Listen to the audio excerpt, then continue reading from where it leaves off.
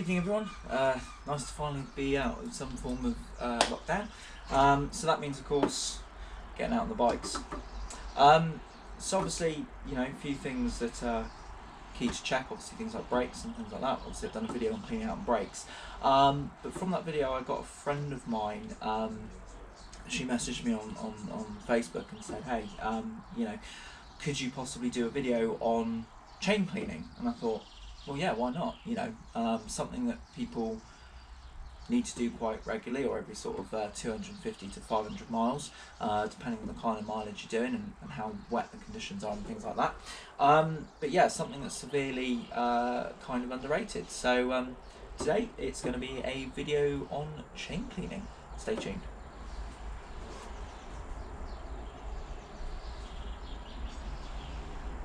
So that being said, what are our weapons of choice today then? Okay, so we have Muck Off motorcycle chain cleaner, a chain cleaning brush, a rag, some chain lube, or you can use heavyweight gear oil like EP80 or EP90.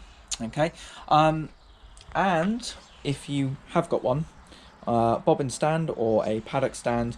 If you don't have one, no worries at all. You can literally just push your bike along with the side stand and do the chain at a little bit of a time.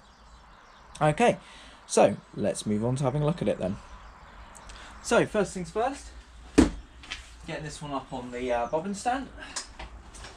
It's always very difficult because just finished doing work on the Versas, so bars are slightly spread differently, but for the bobbins, but we'll see. So just line it all up. Just nice and easy. And really just putting it up onto the step. There we go. Cool. So that being done, let's have a look at the state of the chain. Oh dear. So classic site this. This is my missus's bike. She's very busy with work and things like that, and you know, we've had a lot of time with our little one, so very difficult to kind of make sure you keep on top of things like that.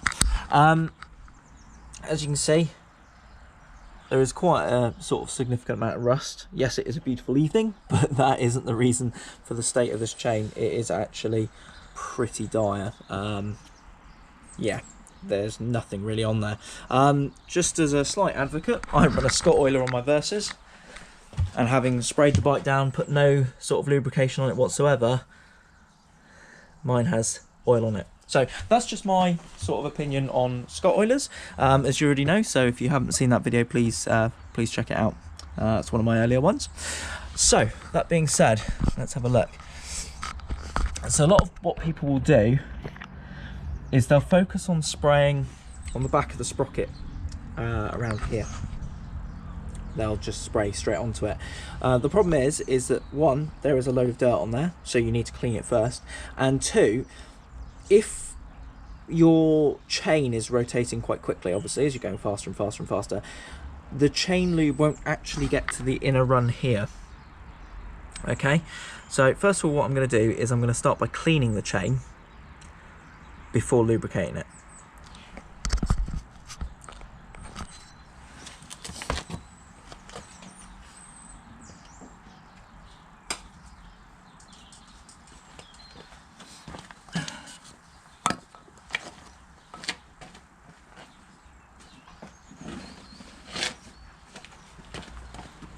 And sometimes I find as well, just sliding up a piece of cardboard up in behind here, as he kicks the camera down, just helps to keep the nasty stuff off the back wheel. So spraying on the inner run,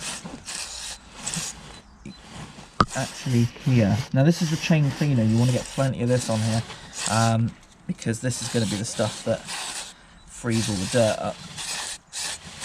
And already you can see quite a bit of disgustingness and oil and dirt running down the cardboard.